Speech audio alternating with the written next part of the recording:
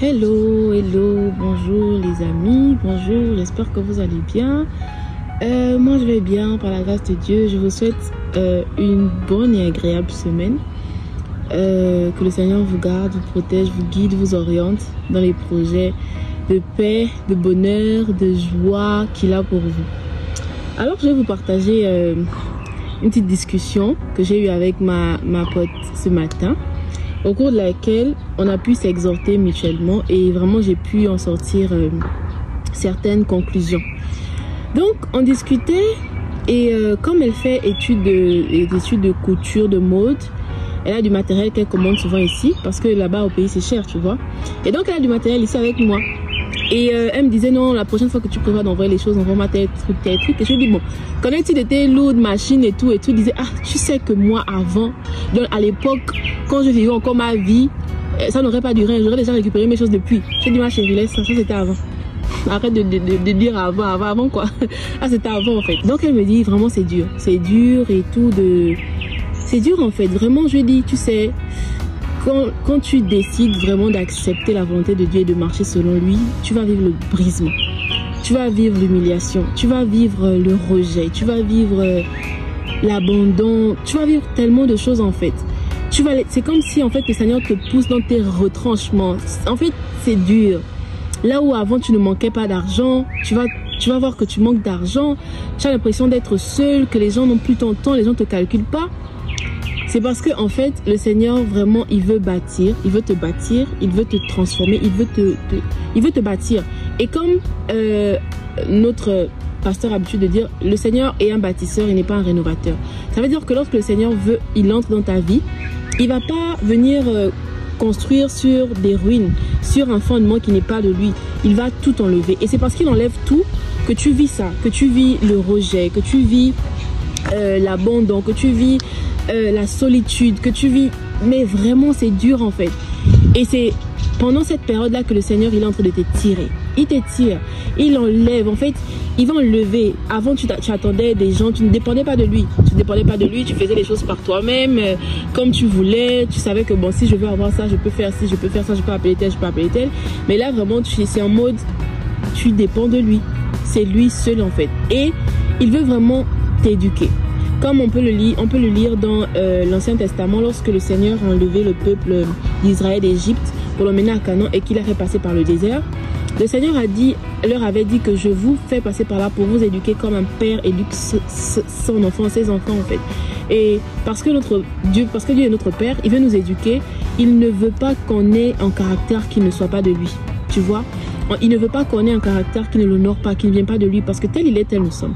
Nous devons manifester le caractère que nous avons reçu par Jésus qui est en nous au travers du Saint-Esprit.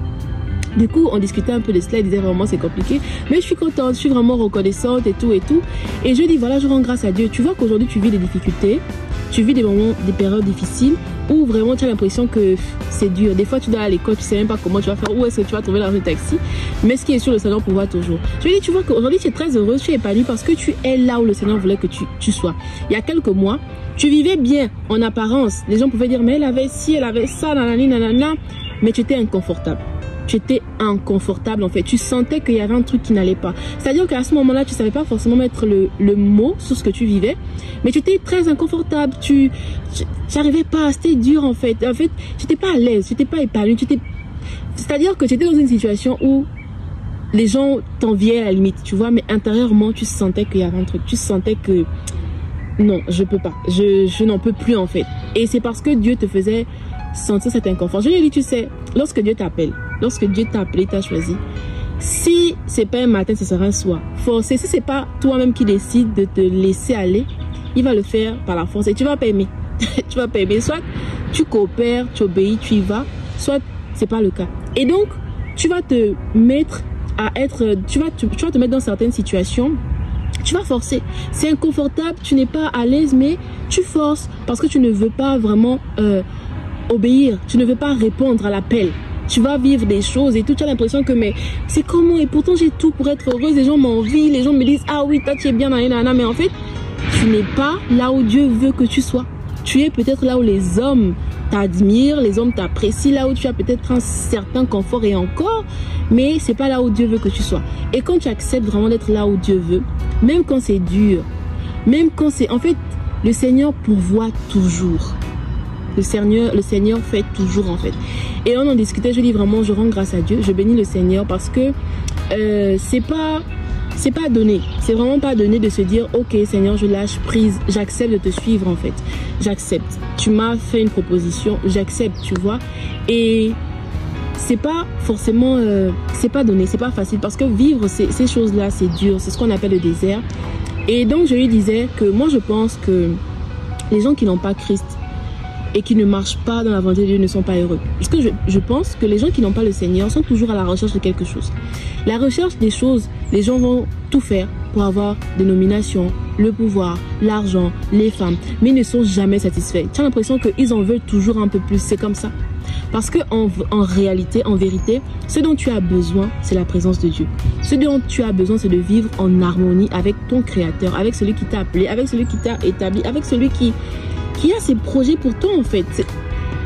Celui qui t'a créé, qui t'a fait, qui t'a envoyé, tu ne veux pas vivre avec lui, tu ne veux pas vivre en harmonie avec lui. Mais comment tu vas trouver l'équilibre?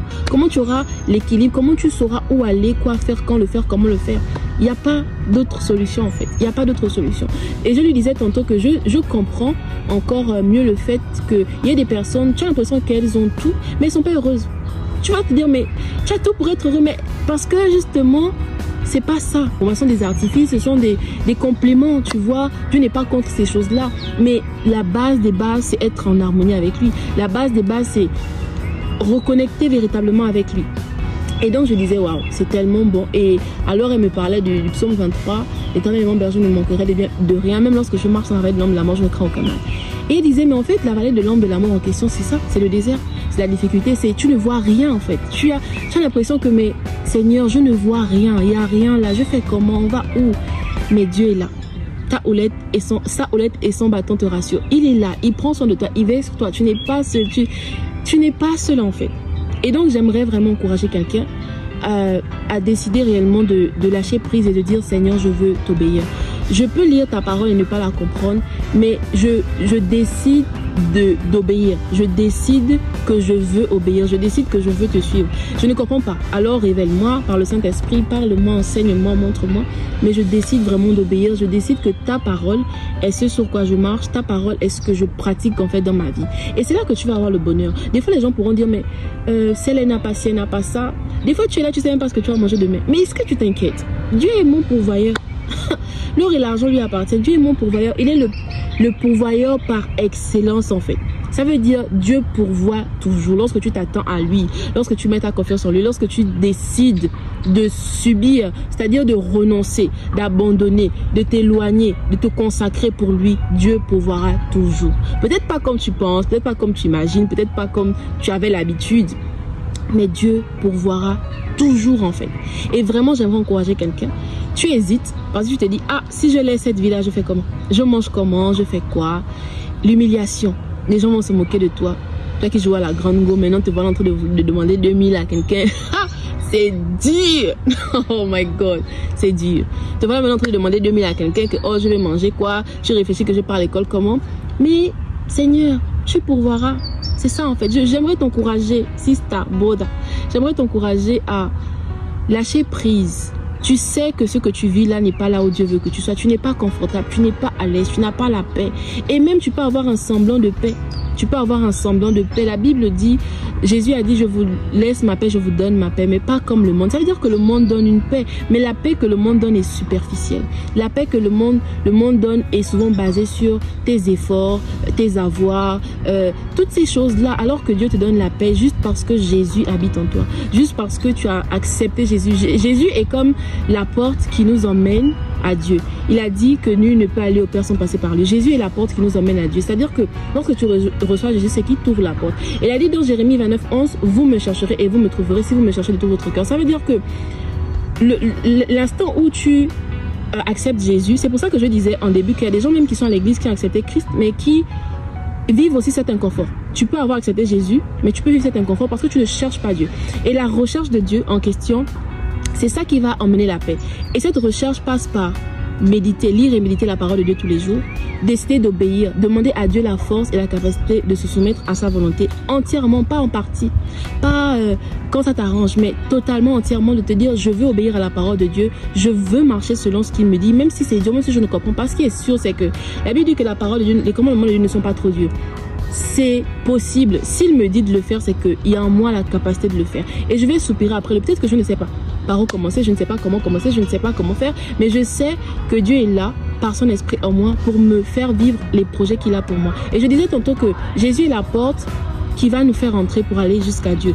Et quand il dit vous me chercherez, vous me trouvez, c'est comme un chemin. On ne s'arrête jamais de chercher le Seigneur.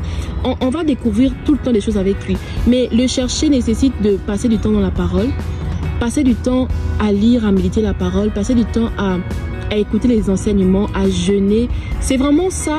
Plus tu vas te mettre à pratiquer ces choses-là, plus tu vas rencontrer des facettes de Dieu, tu vas découvrir des facettes de Dieu, tu vas être comblé, tu vas être comblé par l'amour de Dieu. Et c'est là où tu vas te rendre compte que, en fait, je n'ai pas besoin de plaire aux hommes, je n'ai pas besoin de m'exposer autant, je n'ai pas besoin de me donner autant pour avoir l'amour. Dieu même, il m'a choisi, en fait, il m'a appelé, il m'a aimé le premier. Et c'est son amour qui définit toutes choses dans ma vie. Plus tu vas avancer avec lui, plus tu vas méditer et plus tu vas te rendre compte que, mais en fait, Dieu pourvoit. Dieu est le pourvoyeur. Et pendant ce cheminement-là, je peux dire, on marche. Il y a des raisonnements qui vont être ôtés, il y a des forteresses qui vont être démolies, il y a des hommes forts qui vont être anéantis, qui vont partir de notre vie. C'est pendant tout ce cheminement, tu vas te rendre compte que oui, chercher Dieu, c'est pas quelque chose comment dire, tu vas dire, oh, enfin j'ai trouvé Dieu. Non, c'est un processus. Tout le temps, tu vas on avance, on cherche, tout le temps on passe du temps, tout le temps on avance et on découvre des choses, on découvre des facettes, il nous montre des choses, il enlève en nous. Comme je pouvais vous faire le témoignage avec la critique, je suis en Christ, je peux dire depuis, j'ai donné ma vie au Seigneur depuis 2019, mais il y a eu beaucoup de phases, et j'espère un jour vraiment vous faire un témoignage vraiment, voilà, il y a eu beaucoup de phases et dans ce cheminement-là jusqu'à présent, j'ai pu découvrir plusieurs facettes de Dieu, Dieu est mon Père. Moi, j'ai pas grandi avec mon père, j'ai vraiment pas grandi avec mon père et j'ai grandi avec du rejet. Je savais même pas en fait que c'était du rejet, mais c'est il y a quelques temps que j'ai pu en fait pouvoir mettre un mot à ça en fait, à cette souffrance là, et je m'étais rendu compte qu'en fait toutes ces choses que je faisais auparavant, toutes ces choses auxquelles je me livrais, c'est parce que j'avais besoin d'amour et le sentiment de rejet avait emmené tellement de choses, tellement insécurité, manque de confiance en soi, sentiment d'infériorité. Voilà, toutes ces choses-là. Mais c'est parce que j'ai passé du temps. Et je cherchais même pas forcément à... Comme je disais, je ne savais pas forcément que je saurais du rejet. Je ne savais pas ce que c'était. Mais je savais que je n'allais pas bien. Et donc, j'allais à Dieu. Remplis-moi, aide-moi. J'ai pu écouter des enseignements encore et encore, qui me parlaient de l'amour de Dieu, qui me parlaient du fait que Dieu m'a choisi, que toute chose concourt à mon bien. Et tout cela a participé à me guérir, sans même que je ne sache de quoi je souffrais, pour vous dire. Et c'est récemment, lorsque j'ai pu lire le livre Sortir des prisons intérieures de l'apôtre Yvan Castanou, j'ai pu écouter certains enseignements sur le rejet et que je me suis dit, mais en fait, c'est de ça dont je souffrais. Je savais même pas, mais c'est de ça. Et aujourd'hui, je sens que je suis guérie, le Seigneur m'a guérie, je suis libérée de toutes ces choses-là, en fait. Et c'est ce que le Seigneur fait. Et récemment, je vous ai parlé des critiques, en fait. C'est-à-dire que c'est quelque chose que je pratiquais sans me rendre compte. Mais le Seigneur, il enlève les choses, tu vois. C'est parce que c'est un processus avec lui. Et plus tu vas passer du temps avec lui, il va te révéler. Et le Seigneur te révèle ces choses parce que tu passes du temps avec lui, parce que tu le cherches. C'est comme ça qu'il dit que vous me trouverez. C'est pas un mot, tu vas te trouver, tu vas le voir assis quelque part et puis vous allez discuter. Non, c'est dans le cheminement, il va te dire des choses. Et c'est là que je me rends compte que tu as trouvé. Tu trouves en fait, pas que tu as trouvé comme si en mode c'est fini. Non, tu l'as trouvé, mais il y a encore plus, il y a encore à faire. Et il va te révéler des choses. Non, voilà, il faut que tu lâches ça, il faut que tu laisses, il faut que renoncer, c'est pas, je vous assure, c'est dur dans la chair, mais c'est tellement bénéfique pour notre esprit. Et n'oublions pas que nous sommes spirituels d'abord. Le monde est spirituel, la vie est spirituelle. Et que nous sommes des êtres spirituels. Donc, obéir à Dieu, c'est vraiment la plus belle chose qu'on puisse faire. C'est vraiment la plus belle chose qu'on puisse faire. C'est pour nous. On obéit à Dieu d'abord pour nous. C'est pas pour lui. C'est d'abord pour nous. Pour être en harmonie avec lui. Et si on est en harmonie avec notre Créateur, mais comme l'apôtre Paul pouvait dire, si Dieu est pour nous, qui sera contre nous? Tu vois, Dieu ne peut pas régner pleinement dans nos vies si on ne se soumet pas à sa parole. C'est pas possible. Le royaume de Dieu, la spiritualité, c'est des lois. Si tu n'obéis pas aux lois, bah, il n'y aura rien en fait, tu vois. Et donc, je disais tantôt, j'aimerais t'encourager à aller en profondeur. Cherche. Et peut-être que tu veux, mais tu n'as pas la capacité, tu n'as pas la force, ou bien même tu ne veux pas, mais tu te dis, ah, ça m'intéresse. Pourquoi pas? Ça m'intéresse. Demande à Dieu, Seigneur, j'ai entendu dire ça sur toi, j'ai entendu dire que tu fais ces choses, je veux le voir. Moi, je ne sais pas. Peut-être que tu existes, les gens le disent et tout. Bon, moi, je veux te voir, je veux t'expérimenter, je veux vivre avec toi, je veux... Voilà quoi, tu vois. Et puis, toi, peut-être qui veut, mais qui ne sait pas comment faire, Seigneur, je veux t'obéir, je veux t'obéir. S'il y a une chose que j'aime à propos de la famille dans laquelle je suis, c'est que les serviteurs de Dieu nous enseignent vraiment à avoir un cœur qui n'aspire qu'à Dieu. Je me souviens, alors que je luttais encore fort avec l'implicité et toutes ces choses-là, je priais tout le temps. Il y a des fois, tu te dis, ah, tu vas prier là, demain tu sais que tu vas encore partir faire ces choses-là, ou bien le soir même. Et je me rappelais des paroles que l'homme de Dieu disait toujours, tant que tu ne vois, tant que Dieu t'a pas sorti de là, continue à prier, continue à crier à lui, continue à lui dire, je te veux, je te désire, je veux marcher avec toi, je veux te plaire. Seigneur, je ne sais pas quand tu le feras, mais je sais que tu le feras. Et quand Dieu va le faire, tu vas te rendre compte que Dieu, il te sort pas de quelque chose, je peux dire, de manière superficielle. Il le fait en profondeur. Des fois, quand on sort de quelque chose et on y retourne, c'est parce qu'on l'a fait par nos propres forces. Tu vois, on a essayé, on s'est dit, bon, moi, je veux faire pour montrer, je veux. Mais lorsque Dieu nous enlève véritablement de quelque part, il le fait véritablement, totalement en profondeur. Et il le fait parce qu'il voit dans notre cœur qu'on veut vraiment. Il n'est pas aux apparences. Dieu n'est pas dans les apparences. Que oui, regarde, tu vas à l'église, tu montres que tu veux trop plaire à Dieu, tu pries, alors que dans le fond, c'est pas ça. Tu n'as pas envie, tu t'y plais. Il va pas t'aider. Mais si tu montres vraiment que, ah, Seigneur, en vrai, je n'ai que toi. Je n'aspire qu'à toi. Si tu ne m'aides pas, je ne m'en sortirai pas. Le Seigneur fera. Il va agir. Donc, soupirons à Dieu. Soupirons vraiment à vivre les plans de Dieu. Et vivre les plans de Dieu, c'est renoncer à toutes les choses qui ne sont pas de lui, toutes les choses qui ne l'honorent pas. Et au fur et à mesure, le Seigneur va nous révéler les choses, nous montrer les failles qu'il y a dans notre caractère, les choses qu'on a souvent chéries, comme certains pourraient dire le péché mignon, les choses qu'on a souvent gardées, qu'on a souvent normalisées, même alors que c'est pas ce que Dieu dit, c'est pas ce que Dieu désire. Et nous devons vraiment prier afin que le Seigneur donne la force de pouvoir nous conformer à sa parole, qui nous accorde la grâce. Il y a des prières qu'on doit faire tous les jours. Il y a des prières tous les jours. Seigneur, sonne mon cœur. Révèle-moi ta volonté. Accorde-moi la grâce de t'aimer. Accorde-moi la grâce de demeurer dans ta présence, de te chercher. Accorde-moi la grâce d'avoir faim et soif de toi tous les jours. Je veux avoir faim et soif de toi tous les jours. Je veux te chercher. Je veux méditer ta parole. Je veux être une passionnée de la parole. Comment est-ce que je vais prendre plaisir à lire la parole si je n'aime pas? C'est-à-dire que je vais lire parce qu'il faut que je lise, parce que bon, encore dans les apparences, tu vois, parce qu'en profondeur, il n'y aura rien. C'est-à-dire que je lis, c'est comme si je lis pas. Tu as médité quelque chose il y a 2 jours. Dis-nous ce que tu as médité, ce que tu as retenu. Tu sais pas, parce que tu lis pour l'apparence, parce qu'il faut lire, parce qu'on a dit qu'il faut lire, parce que c'est comme ça, mais il n'y a pas véritablement d'amour. Et il faut être honnête. Seigneur, je veux lire ta parole, mais j'aime pas, je m'ennuie. Donne-moi d'aimer, donne-moi de voir ta parole telle qu'elle est en vérité. Ta parole est esprit et vie.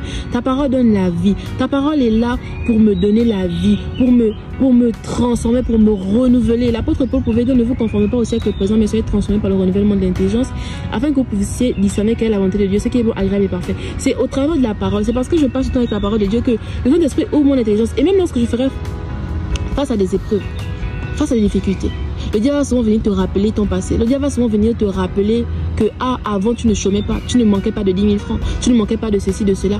Mais la parole de Dieu, parce que tu l'as médité, tu l'as magasiné, le Saint-Esprit va te dire, voilà ce que Dieu dit. Voilà ce que Dieu dit. Et je vous assure que moi, même encore, j'en parlais avec ma meilleure amie, ça, lorsque le diable vient t'assaillir par des pensées, lorsque tu te sens un peu abattu, déstabilisé, tu te rappelles la parole. Tu te rappelles la parole et c'est comme si ça te donne la joie, la paix, l'assurance. Tu te mets à sourire, tu te mets à être heureux.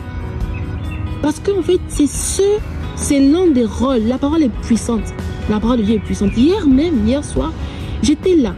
J'étais vraiment un peu abattue dans la chambre avant de prier. 2 heures comme ça. Et je pleurais un peu que, Seigneur, voilà la situation que je traverse. J'aurais aimé que les choses soient différentes.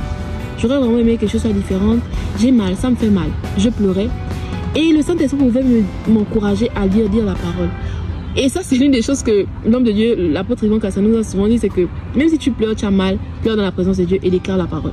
Donc je disais, ah, vraiment c'est dur. Mais voilà ce que ta parole me dit. Le Saint-Esprit me rappelait. Et j'ai commencé à réciter, j'ai commencé à dire, voilà ce que tu me dis, mais je te bénis, je te rends grâce parce que oui, tu as voulu que je vive ces choses-là. Tu as voulu que les choses se passent de cette manière. Tu as permis ça. Tu as permis tes choses pour mon bien. Parce que là où tu m'emmènes, il faut que j'ai le caractère adéquat. Et pour avoir le caractère adéquat, il fallait que je passe par ces choses-là. Père, je te bénis, je te rends grâce. Merci Seigneur.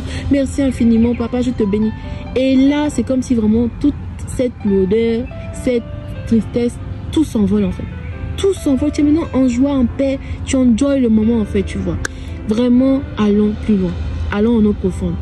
Allons, aspirons à la maturité. La maturité, la profondeur, c'est marcher conformément à la parole de Dieu. C'est chercher à ce que Dieu nous parle, qu'il nous révèle des choses. Et il ne peut le faire que si nous demeurons vraiment dans sa présence. Demeurer dans sa présence, c'est par la parole, les prédications, le jeûne, la prière. Un environnement vraiment où c'est Dieu en fait, tu vois. Donc, si tu n'as pas encore accepté le Seigneur, je t'invite à le faire. Le monde ne te donne pas la paix que Dieu te donne. Le monde ne peut pas te donner la paix.